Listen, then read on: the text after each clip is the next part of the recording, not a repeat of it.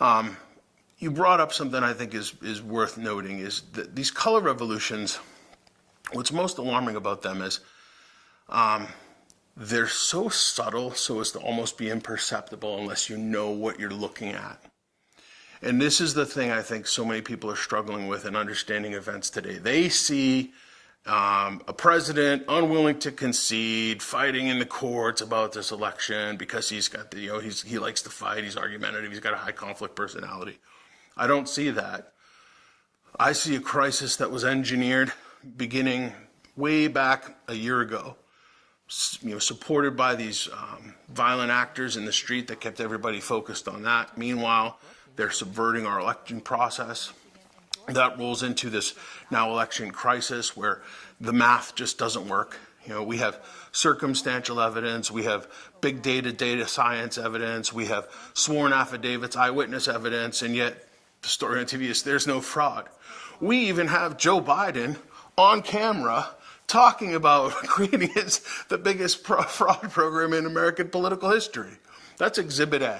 But we want to be told by these influencers, by the mainstream media, that even to ask the question is wrong. These are all hallmarks of the color revolution. What I'm really focusing on right now is, as a color revolution unrolls, if the outcome that the people perpetrating it don't see, they can begin to increase the violence threshold. Right? They'll start taking up the violence. They'll start taking more and more actions. And it's interesting that at the same time now we see more and more draconian COVID measures coming into play. And so we're going to have to keep an eye on that over the next couple of weeks and months. Now, let's define what a color revolution is. How would you define a color revolution? I think the simplest way to define a color revolution is it's an information operation. Okay, so the preliminary effort is the informational effort, which is to create the perception around an object and then trying to create the political pressure to solve that problem. So for example, you engineer a crisis election where there is fraud. You then create a massive amount of political pressure, not only in the mainstream media, but through social media, big technology, political enemies, and political allies who are either bought off or incentivized to come on and create this massive amount of political pressure, to include international, to convince you to step down. An example of that the public may be familiar with was what happened to Hosni Mubarak in Egypt in 2000, I think it was 2011, where a massive amount of political pressure was brought to bear against him. And it was really the Western nations who were giving all this aid to Egypt that put a tremendous amount of pressure on him, and he finally had to relent and step down. Now, this is, I've read this before as being part of the method Soros uses, the George Soros model. David Horowitz, in his book, The Shadow Party, writes about this. And he refers to it as an above and below strategy, where through influence, through financial backing or other methods, or having helped in campaigns of politicians, has some degree of influence at the political level. And then at the same time, through backing, say, activist groups and so on, has influence at the grassroots level. And to an extent, even at the ideological or media level as well.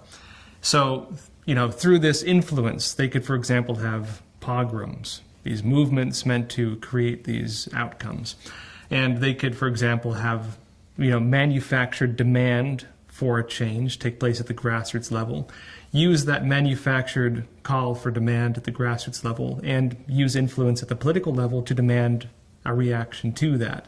And through this process over time, you can change the structure of a government. Do you see this playing out? Is this what you're talking about as well? I see it playing out here right now, where they're trying to convince the president to concede, to step down, and it's useless to fight. I don't think they expected the Make America Great Again movement people to be on to them and to be counter-mobilizing in opposition. In Egypt, with Mubarak, what you had happen was the Muslim Brotherhood brought in Morsi, and then after Morsi came in with some of his draconian rulings, a counter-movement finally was born, and they drove him from office. It took about 2 years. I think the United States has experienced a very similar phenomenon right now, but they're keen to it. They're aware of it. Because they've been in this running fight now for 4 or 5 years, they're more apt to recognize some of the techniques and tactics being deployed. Soros has been behind some of these color revolutions in the past. And he's a case study and kind of a manipulator, right? I hear people often say, oh, he's a communist or he's this. He's just a manipulator. He will support Democracy Alliance in Hong Kong.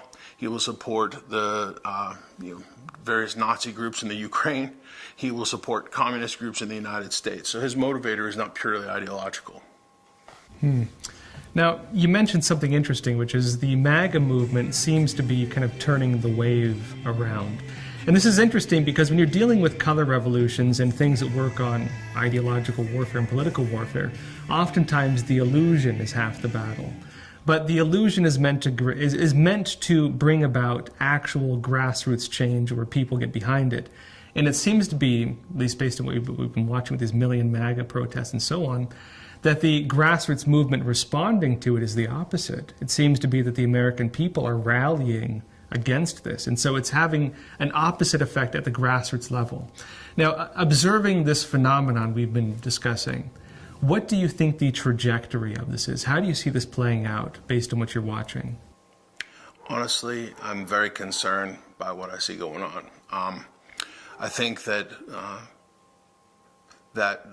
what you described in terms of the Make America Great guys, pushing back, portends a potential conflict of some sort. It may start out as street violence, which we've already seen plenty of, could very quickly escalate.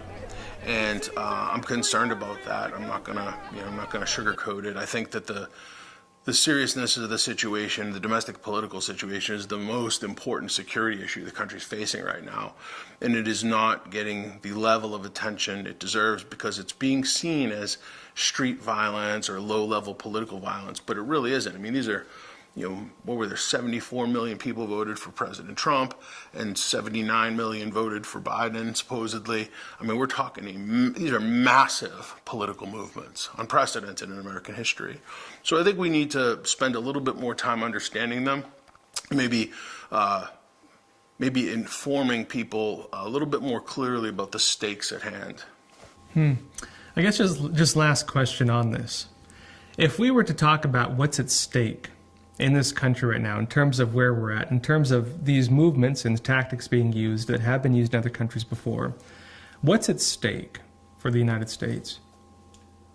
I think that we've been in a fight about the nature of liberty and human freedom for the past at least 5 years, probably arguably past 100 years, but it's really come to the forefront in the past 5 or 10 years.